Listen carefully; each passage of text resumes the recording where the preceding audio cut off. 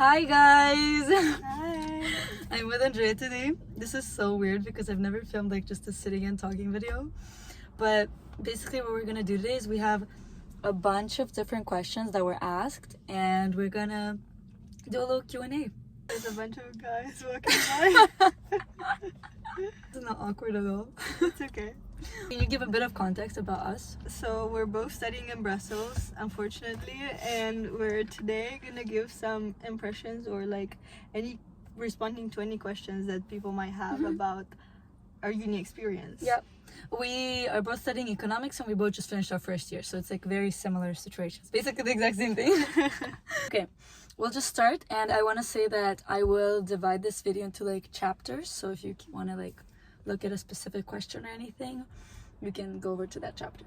So first question is, what are you studying? How did you know that that was what you were going to study? And yeah. We're both studying, as we said, economics. Yeah. How did you know you were going to study this?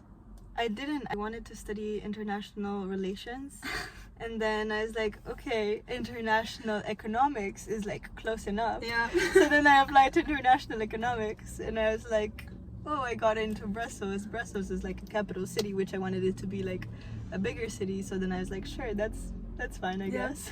I wanted to study math, so not economics as well. But just like fate, it ended up being economics, which is not bad. I did take a gap year, so it gave me a little bit of time to sort of figure out the direction which I wanted to go, which was kind of nice. Okay, why did we choose VUB instead of KU Leuven or any other universities in Belgium? Did you have a specific reason, and are there any advantages compared to others? I mean, now we can just tell a couple advantages knowing about KU Leuven and ULB or any of the other. Yeah. But I only applied to VUB, so... Yeah, same. I just applied to VUB. I didn't even consider other ones. I mean, from advantages, I feel like our program is much easier. I feel like we have more free time. I think they're pretty much the same because they are under the same, like, principle. Like, I guess. same... No, well, for ULB, yes, but with KU Leuven, for example. Because KU Leuven is considered ULB like is a better also in university. French, so they don't have any classes in English. Yeah, so that's yeah, why we true. didn't go to ULB, for example. That's true. But KU Leuven is just a little different. Yeah. Okay. How easy was it to make friends? And did you start making friends from the first day? I think I don't even know how, because I didn't really go to orientation like week or like any of those events. I just kind of fell into some activities with some people, and then you meet other people through some people. So it's just I know some of the people that we talked to, they met a lot of, for example, Evelina, she met everyone on orientation week, but we both skipped it. I did as well, and I went to a student association event and I met people there, and they most of the people you know are through those, no? Yeah. Everyone I knew was from that association, and then I sort of connected with Andrea because we had mutual friends, and that was it. The rest is history. I'll be staying in a VUB dorm. Are they good?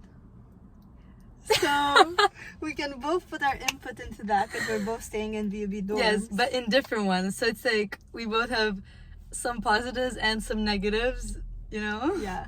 Let's start from the good side. So I'm staying in XY, which is one of the dorms in the VUB has to offer. It's the newer ones. Yes. Nobody really knows that unless you go there. Yeah. So be careful what you choose in your priority lists, because then you're gonna be left in another one. Yes, so mine is a really good room, and then you just share your bathroom and kitchen with 6 people, which might get hard because it's 6 people, but it's not 12, right? But I like, for example, I have the ones where I live, there's either 10 people or 12 people in one like apartment sort of, and then so you share your kitchen, there's 2 bathrooms and 4 shower facilities, and then each one has their own room. So I like my room, I do, because I have my own like wardrobe sort of area, which is nice. On yours, I really like the fact that it's newer and the fact that there's less people living there, for example. What about downsides? Yeah, you have to share your kitchen with people, but that's like in any other dorm. Yeah, on mine, it's when there's more people, it's always harder to manage. So for example, we do have with a lot of people different like views on what is considered clean or not. So it's like it's sometimes hard to manage, but usually people like sort of adapt, and I'm not in my room as often in my dorm, which is also nice. Makes things easier. Yeah, it makes it easier, because if I was there the whole time, it would be very hard in my opinion. But yeah, other than that, it's not bad, and I think it's good price for value, for sure. What do you think in terms of career? Do you wanna work and keep living in Belgium? No. I mean, career-wise, good point to start. Yeah, honestly, Good point to start. Yeah. But then move as far Yeah, away as you for can. example, we both have jobs now, and we both did really good internships, even as first years, which I think is really, really good for Belgium, because it's really easy to find like good internships, good connections, good everything in terms of work. But as for staying and living after, we both don't want to, and I don't know anyone who wants to stay here after. But yeah, it's a really good like starting point. Talking about work, someone asked, do you have a student job? If so, where? And can you combine this with your studies? So we both work in the same place. We have a student job, and we have like an actual job. So as for a student job, it wasn't hard to find. For example, I applied on student.be, which is like a platform where you can apply to a bunch of student jobs, and they don't reach out for a while, because I completely forgot when I applied, and it took like 3 months for them to reach back to me. But I ended up just still doing it, and she found it because I recommended it to her. It's always easy Yeah. through friends. Yeah, They're probably definitely. gonna take anybody if you have somebody in. So Exactly. always good to make connections, make friends, and then everything is gonna come Yeah. from itself. And we also did babysitting at some point, and I also tutored math. Okay, next question. How do you study? How many hours per week on average? And is it hard, like exams and university and everything? I think we're pretty different on that terms. We're not studying I don't want to say a lot. We're not pretty much studying during the semester. That's not a good example to take by any means. I personally am struggling during exam season because I've not been doing so much during the semester, and then during exam season, it's 1 month that I don't want to repeat. It's a pretty hard month, but it's a responsibility we take for the time For off sure. we get in the other For sure. months. I think we both in the first semester did attend classes much more. It is mainly like, at least what we did, we attended classes, or during the second semester not really attended classes, but then during exam month it was like just exams. So it was really like grinding on those, which is not the best tactic. That's not what we're gonna try and do like next year, but it worked out. I mean, for me personally, it was a little easier just because I did like a bunch of exams in high school and everything. So because of that, I kind of like got used to that routine of really like studying and then just doing it. So I think it really depends, because there are people who struggle a lot in our That's like true. program. That's true. And for our program, what is it, like 50% get laid off during like the first year? It's pretty hard if you think it's easy. Yeah, exactly. Everyone that usually fails is people who think it's super easy and who just party. Because we go out, we enjoy ourselves, but we don't think it's easy. We know that there's like a little challenge ahead and that we actually have to do it. True. Oh, okay. We got this one twice actually. How safe is Brussels, or how dangerous does it feel to live in Brussels? Let's just start with this one. Okay. It is not very safe. I mean, it really depends. It really does depend, because for example, of course during the day I more or less feel quite safe. We live where VUB is located, and so is ULB. It's a very safe neighborhood. And southeast, I think, right? Southeast of Brussels is the safest like part. So Ixelles, Etterbeek, Uccle, right? Everything northern is more dangerous.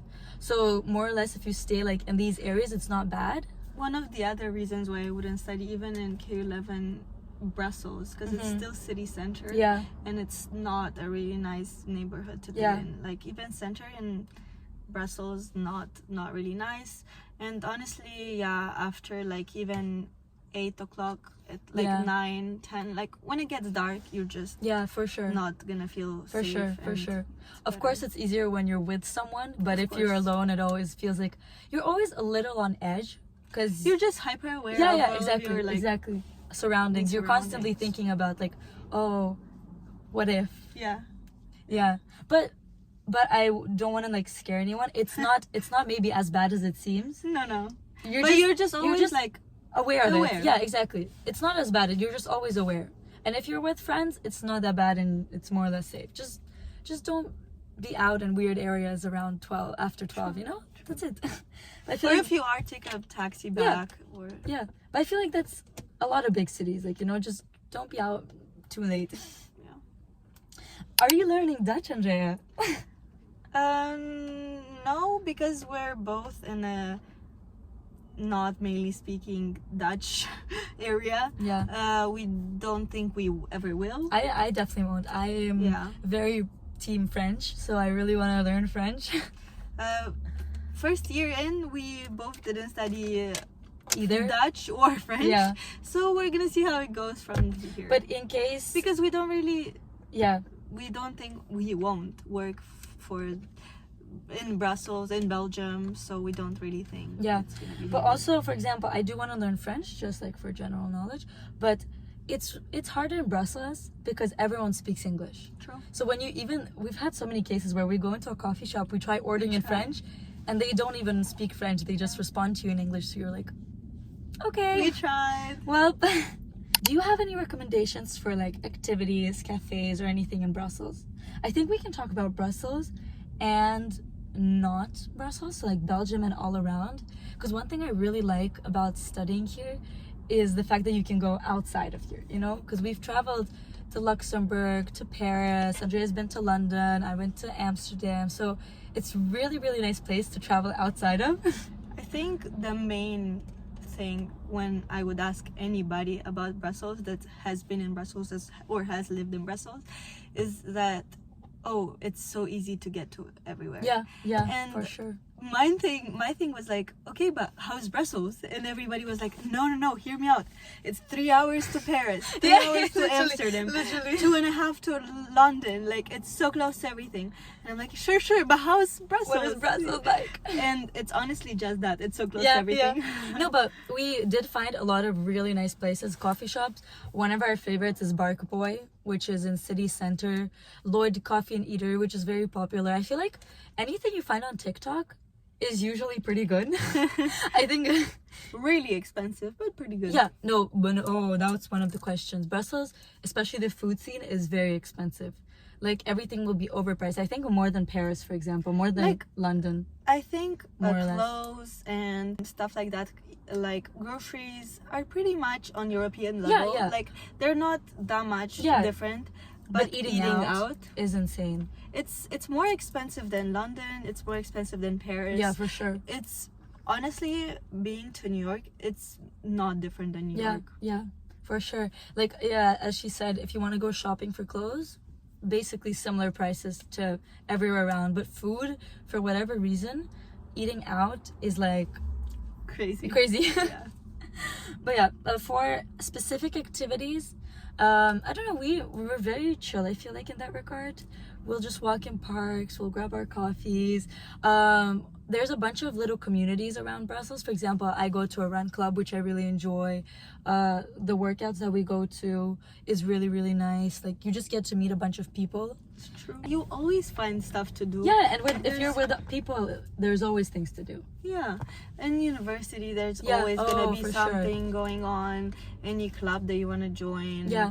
Associations, frats, whatever you want to do, parties, honestly, whatever your scene is, like, honestly, it just depends on the person so much. It is an international city, it is a big city, so anything you want. I found good climbing gyms for myself. Andrea did MUN, so it's like there's something for everyone. True. How was the student housing process like, and do you have any dorm must-haves? Applying is not really hard, you just have to do it ASAP. As soon as you get in, apply for dorms, because otherwise you will be waitlisted, or you just won't get a spot. Yeah, I had to wait like almost 3 months. God bless Andrea for letting me stay with her last year. But yeah, applying isn't hard. But what about dorm must-haves? Dorm must-haves. And please have slippers, because I've seen people in my dorm and your dorm walk in like socks in the common areas, and I'm sorry guys, but that's disgusting. That's No. so gross. No. So just wear slippers. I feel like I didn't know what to say, but that is a must-have. Yeah. Even in like your shoes, but just Yeah. wear something like in the common areas. Yeah. Oh my god, it's horrible. For other things, I don't know. There's nothing you must have. Just basic things. Just anything that you would need at home. Yeah. Basically. Things to make your room cozy. I don't know, like extra Yeah. pillows, blankets. You know, like you always plants. Honestly, Oh, that's my plants. must-have. Oh, honestly, Plants. true. Because you don't feel like you need as much until you're there, and your room just feels like a cell. Yeah, if we have any photos of our rooms empty, maybe I'll add them, like from your dorm and my dorm. But yeah, because plants really like make it alive. True. Because otherwise it feels so bland, and even the air feels nicer with the plants. True. So yeah, guys, I think we went over the main questions that were asked. There isn't that much more to go over. So yeah, thank you very much. I'm so happy Andrea did this with me. Of course. It felt so weird. I was so scared to do this alone because then you're just talking to a camera for like 20 minutes. Thank you for watching. We hope this gave you even a little bit of insight. I'll attach any photos if I have or any recommendations. Also, maybe I'll write something down in the description or the comments. But some of the links of the things that you yeah, talked about. yeah, for sure. And we'll see you next time. Bye. Bye.